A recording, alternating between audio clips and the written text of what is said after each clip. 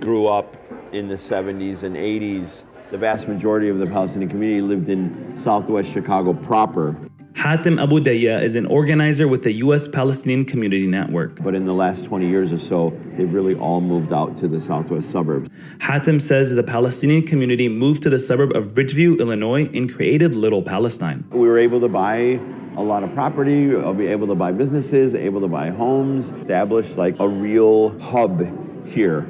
Now, around 85,000 Palestinians are estimated to live in the Chicago metro area, the largest Palestinian community in the country. Hatem is also a spokesperson for the Coalition to March on the DNC, an affiliation of at least 150 organizations planning to protest Israel's ongoing genocide. We have three main demands.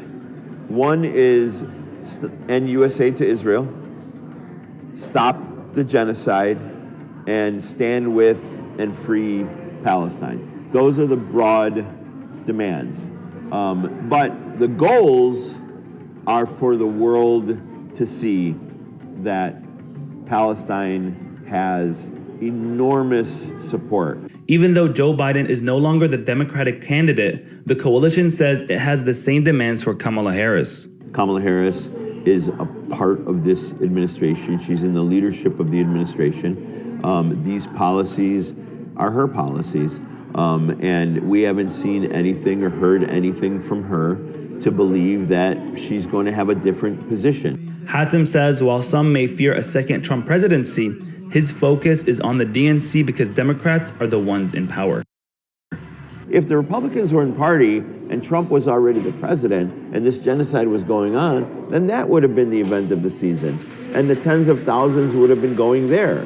But the reason they're here is because the Democrats are in power, because Biden is the one who's complicit, and Kamala Harris and Blinken, all of the top Democrats in this country are responsible. They are complicit in the genocide, they have blood on their hands, and they're the ones that allow it to happen. So I think what this gentleman said here is going to be so key to the outcome of the election if President Trump is going to win, that I want to go back and have you hear it again as to what he's talking about in terms of Donald Trump. And if President Trump had been in office and this genocide was occurring against the Palestinians, what would the response have been? And I think that tells you the key that the Arab Americans, the Muslim Americans, the Muslim, Arabs. And this is the other thing, folks.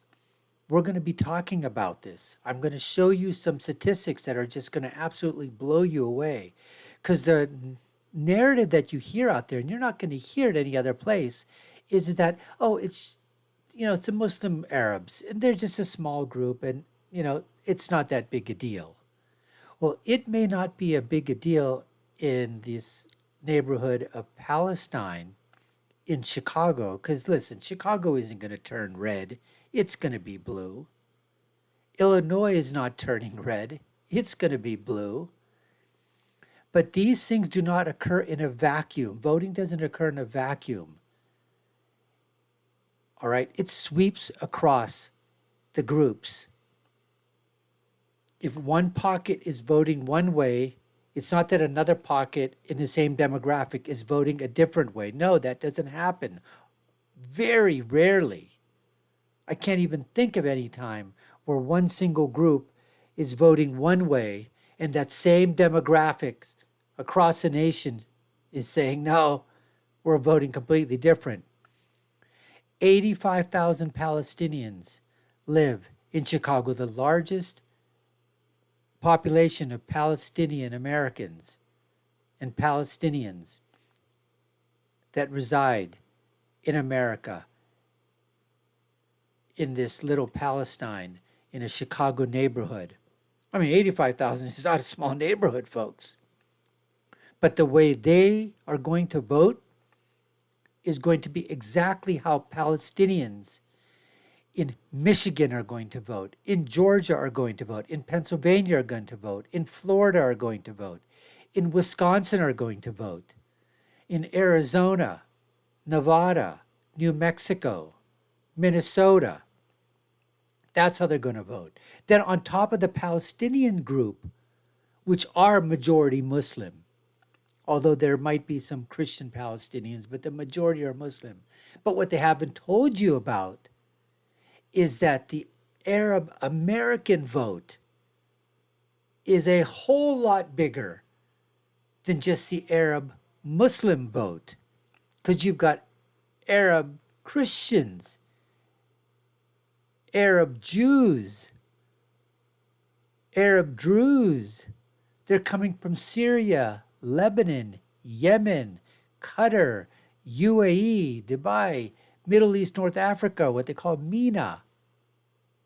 So I just want to I want to take you back, hear what this gentleman said about what would have happened if the genocide was occurring under if President Trump was in office.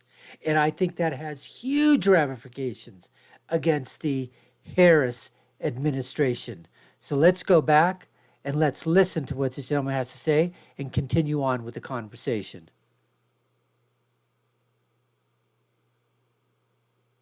To believe that she's going to have a different position. Hatem says while some may fear a second Trump presidency, his focus is on the DNC because Democrats are the ones in power.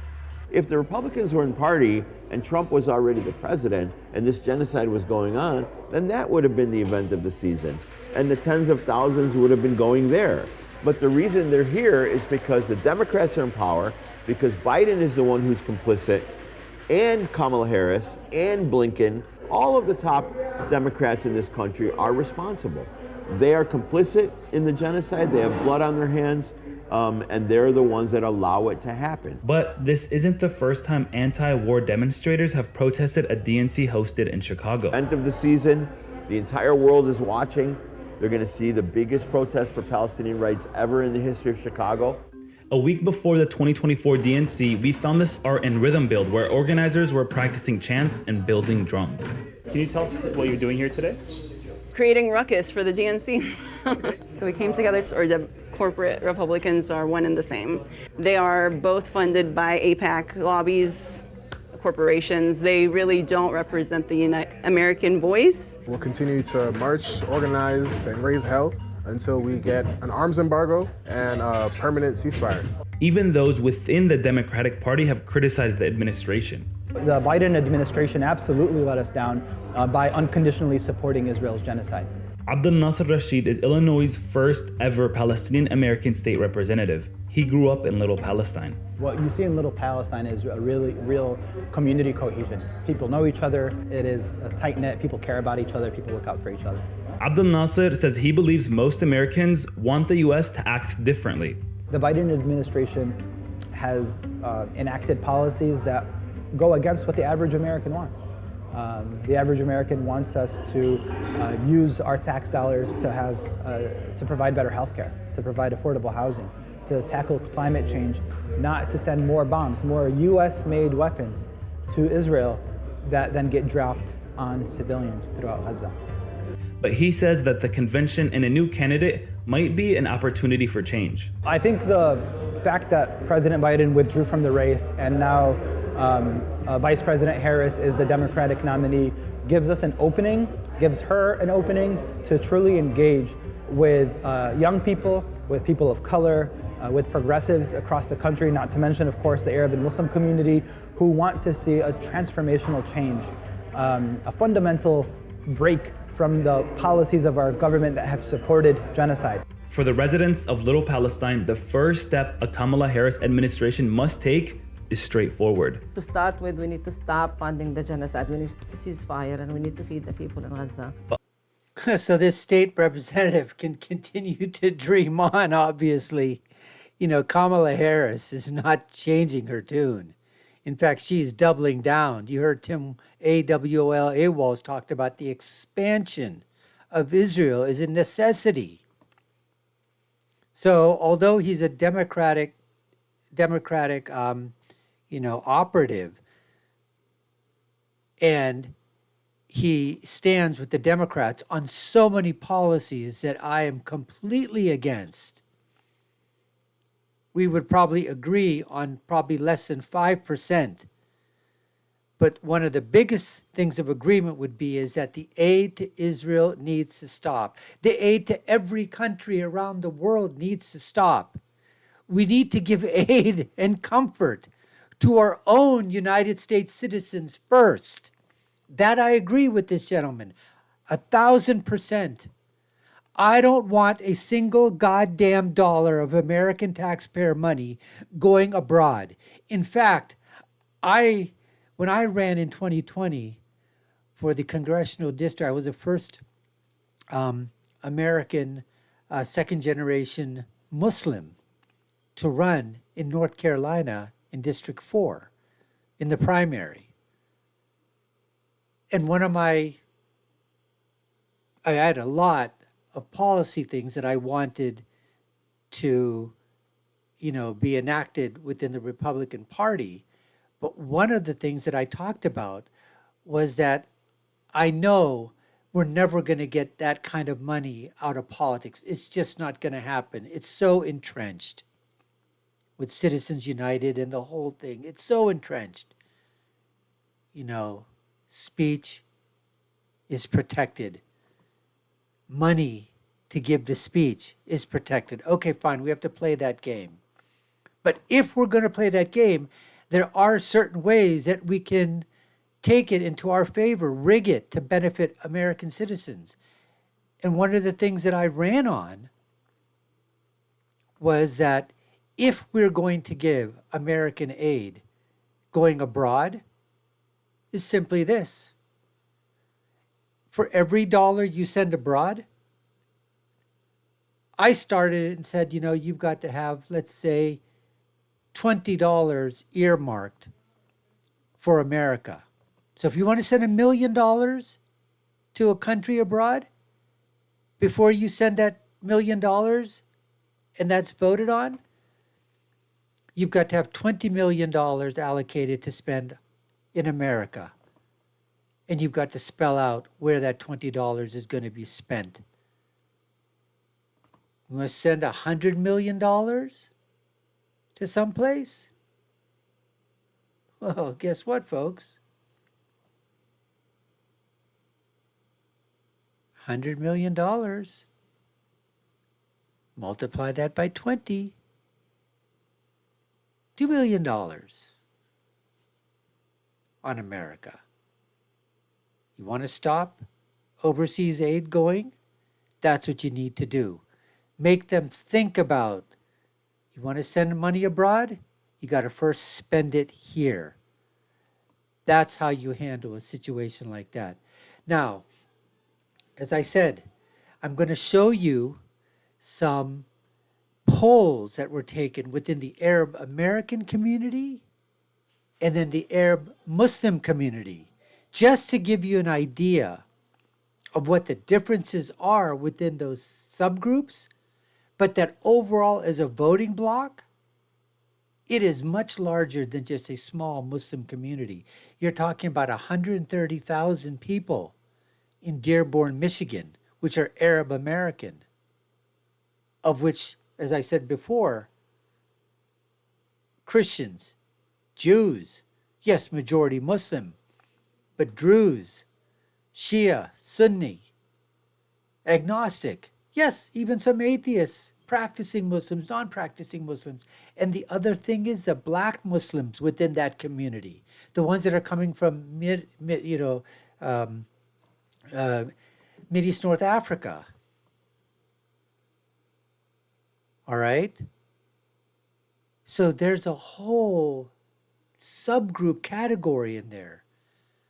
But they're all on this issue. Gaza is at the top. Genocide being committed against the Palestinian people. Those issues are going to make these subgroups and the small percentage of votes that they do have. In Michigan, folks, 5% of the vote is coming from this group. Arab Americans, of which predominantly, as we know, are Muslims, but that's 5% of just black. Just think of the black Muslim vote within that subgroup, and then you have the black vote, which is non-Muslim, of which we already have seen that 1 out of every 4 black male under the age of 40 is basically saying they're going to be voting for Kamala Harris, 25% of the black vote. So that's the black vote, with non-Muslim blacks. Now you have to add in those black Muslims and their vote against Kamala, or third party. Jill Stein is in this election as well, obviously, and she's going to take a lot of votes. She was not there in 2020. And again, I don't think they're factoring in the Jill Stein effect. And on top of that, Kamala is running way behind Joe Biden's numbers that he was at 20 in 2020. So let's take a look at some of those data points that I was talking about, and I'll back up what I'm talking about and why. I'm going to also show you I'm also going to show you my electoral college map, where I believe that President Trump is going to end up with 345 electoral votes and Kamala Harris is going to be 193. So let's go to that quick map, electoral map. I'll show that to you, and we'll circle back and go over the data points in the Arab American polls and then the Muslim Arab polls. Let's take a look at the electoral college right now. So I put this up here just to give you an idea. This is from Real Clear Polling, most recent. This is the 7th of October. And as you can see here, 281 votes. And this is with no toss-ups. So I just wanted to put that out there. This is no toss-ups. According to what the Real Clear Polling averages are right now, they're saying that Donald Trump has already won with 281. Kamala has 257. Just wanted to give you a sense of what that map looks like. Arizona is Trump's. He wins Pennsylvania. He wins North Carolina. He wins Georgia. And obviously, Minnesota, Wisconsin, Michigan, New Hampshire, Nevada, New Mexico have all gone to Kamala Harris. Doesn't really matter. This is based on that poll. Now, just for the sake of brevity, I'm going to go ahead and show you the map that I have. And that's at 345 to 193. And where I've sort of gone out on a limb a little bit, picking some states that a lot of people aren't saying are going to be in Donald Trump's column. But listen, I'm good with this. If the others don't pan out and we don't get to 345 and he gets 281, hey, as long as he gets to 270, that's all we care about. But I just wanted to give you where my thoughts are coming from in terms of the Electoral College. So take a look at this, folks. So here, as you can see, I've got 345 to 193. What are the differences? I've given Nevada. I think Nevada is going to be probably 1 to 3 points. Trump. New Mexico, I think it's going to be close. But I'm putting myself out there. I think this is not going to be a close election, folks. I believe obviously it's going to be a Trump blowout. Things are shifting to the right. New Mexico, because of what he's doing with the Hispanic, the Latino population. In some polls, he showed basically 42-42. They're tied. Kamala, if they're tied in the Hispanic Latino vote, folks, it's over for Kamala. It is absolutely over. And then we talked about what's going to happen with the Arab American vote in places, again, like Nevada, where he's up 29% with the Muslim vote. Kamala is at 27. He's besting her by 2 points in Nevada. Arizona, he's up with the Muslim vote, but she's got more, Kamala, with the Muslim vote in Arizona. But still, it's a significant portion that he's attracting in Arizona, as well in New Mexico. Then I've got him winning in Minnesota by about 1 to 3. I think Wisconsin is going to be a 3 to 5 victory for him. Michigan, I think it's going to be probably in that 1 to 3 range. And why? Again, the Muslim vote, the Arab American vote, the black vote. Same thing goes for Pennsylvania. I think that's going to be a 3 to 5 victory for him. Virginia, I think it's going to be 1 to 3 points for him. New Hampshire, same, 1 to 3. Nebraska, 2. Again, a 1 to 3 point victory for him. And we already talked about North Carolina is in the Republican side, and so is Georgia. There's your 345 to 193. Short, simple, to the point. Now let's go to what I was talking about in terms of the data and how I'm backing up why Trump is going to do so well, and how that small little neighborhood of 85,000 Palestinians is going to be one of the main reasons why, because of the demographics across in the areas where it's going to affect in Michigan, in Pennsylvania, in Virginia, in North Carolina, in Georgia, with the same demographics of Arab Americans and Muslim American votes, even though they make up a small population or a small percentage of the vote. When these numbers we're already talking about are less than 1% in 2016 and 2020, 10, 20, 30, 40,000 votes shift can make all the difference in the world, especially when they were supporting Biden and Democratic candidates before 2 to 1, and where they're now it's literally tied. So let's go to that data. I'm going to show you why I'm so excited about this data points and how they're pointing to it. And no one's talking about this really in the mainstream media. So let's go to that right now. And folks, this data is coming from, this isn't just some fly-by-night, pollster. This is from Zogby Polls, John Zogby. So here's what it is. Former President Donald Trump, Vice President Kamala, virtually tied 42 to 41 with Arab American voters. Now, this is all Arab American voters. It includes every nationality, every ethnicity, every religion, culture, everything. However, what they don't tell you is that those that report they're very likely to vote, Trump is up by 46 to 42. And guess what? Only 79% of Democrats support Harris, while a full 89%, he's up 10 points in the difference between parties, support Trump.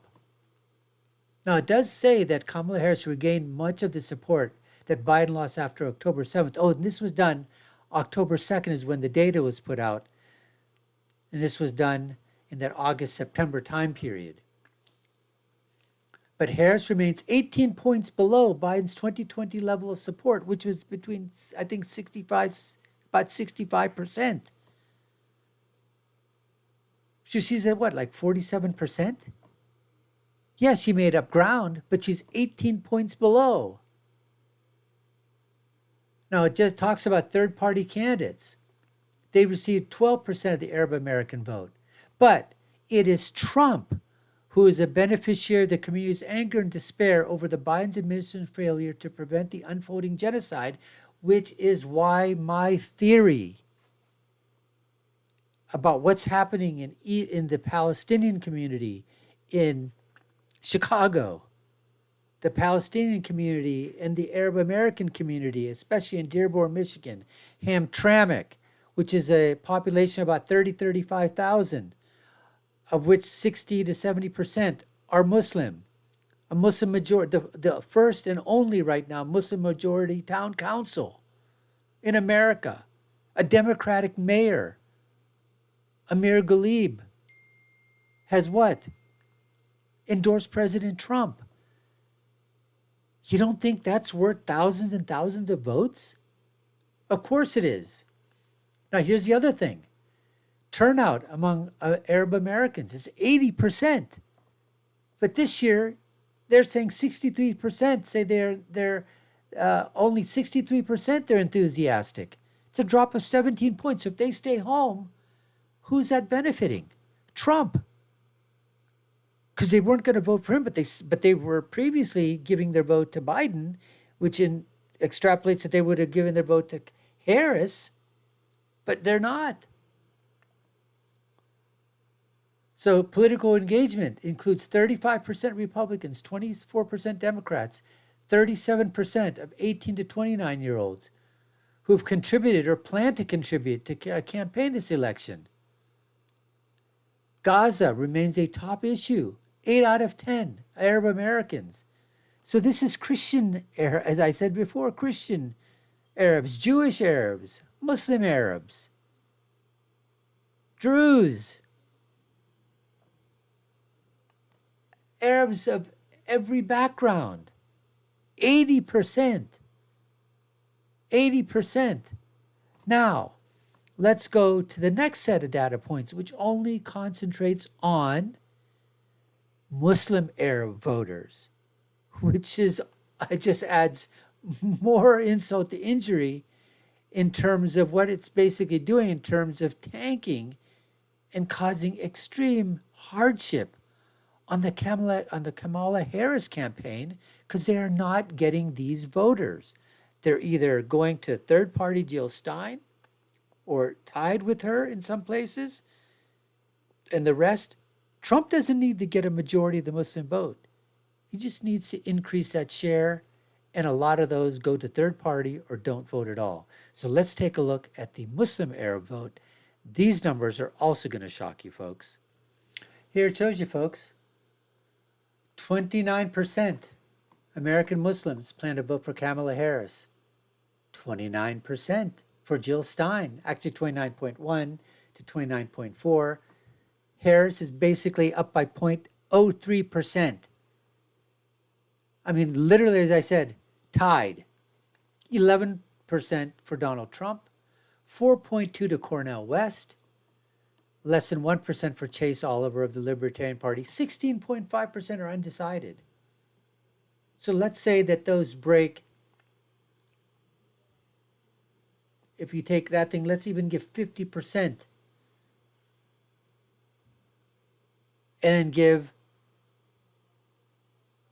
so that's 8. Give Jill Stein 6. And another 2 to Trump. I mean, that's still not enough, folks. That's still not enough. This is 2.5 Muslim, this is the poll of over 2,500 Muslim American voters. However, they compared in terms of respondents, 36% to Jill Stein, 25% are going for Cornel West. Oh, presidential preferences, we just talked about that. Political party support, about 69% generally vote for the Democratic Party. Yet, guess what now? 69% generally vote Democratic. But now, nearly 60% plan to vote for other parties. I mean, that's just astounding, folks. You've got 69% who vote Democratic, but now, out of that percentage, they're basically saying, 60%, we're voting something else. 37.9% of respondents want the Democratic Party to maintain control. Majority, 55.4%, are unsure which party, should lead. Now, here's something that you ought to take a look at. Approval ratings. 94% of Muslim voters disapproved of President Joe Biden Congress's recent performance. 94% of Muslim voters. 98.2% are dissatisfied of Biden's handling of the Israeli government genocide in Gaza. So by extension, that's basically the same for Kamala Harris.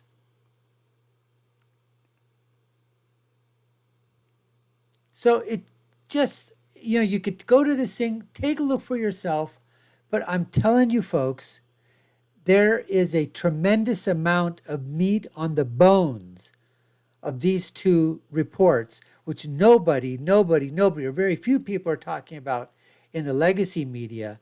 And we're basically wanting to share with you to give you comfort to say, you know what?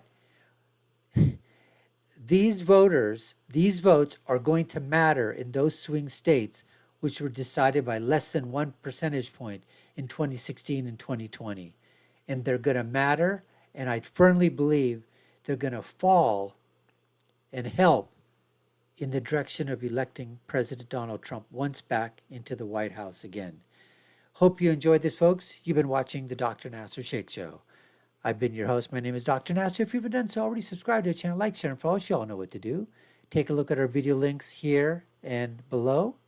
My final thought is always, when you're right, and when you're left, you're wrong. Until next time, folks, take care and stay safe.